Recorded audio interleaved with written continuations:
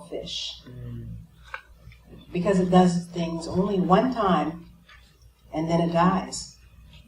And the next hatchlings that come, and the little fingerlings go to the ocean, they only swim out to the ocean one time.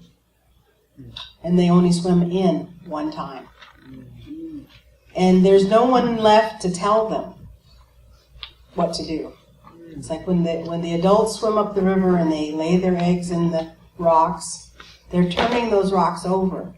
And they're cleaning that whole riverbed when they're doing this. And the temperature of the water changes, and that hasn't been studied yet. I'm going to wait for them to study that. Because they don't know that the salmon are climate changers. And that's another reason we should help them. And if you know about salmon, they go back to their spawning grounds that they were hatched in. All right? And so when they're hatched, by the time they are hatched, all of the adult salmon are dead. All of them go up there, they spawn, and they die. Feeding the trees, feeding the birds, feeding the bears, everything. But the little hatchlings are swimming around with the trout and the suckerfish and the frogs, and, everybody who's in the community there. But as time goes on, all of a sudden they get a message from somewhere. You gotta go south. And the trout are saying, hey, we're not going with you. Bye-bye. And the frogs are saying, no, you're on your own. It's like, for some reason, they believe it, that they have to go south.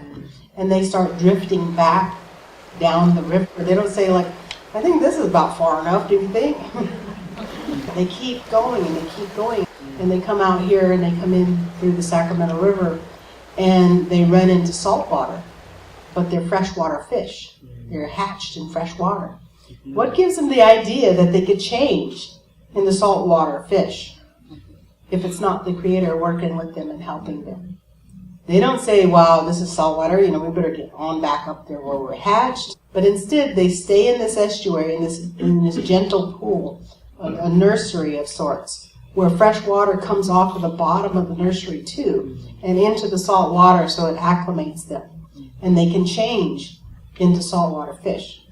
And once they do, they go out into the ocean, and they're out in the ocean anywhere from 4 to 7 years. And they're swimming with all the other fish. They don't say, you know what, we're the McCloud River fish, we're Winnemem, and we're only going to swim in this little group. Because if every group just condensed to its own little self, it would take like 3 whales to eat them all up.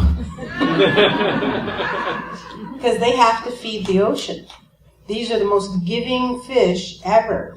Everywhere they go, at whatever stage of life they're at, they're always feeding everything around them.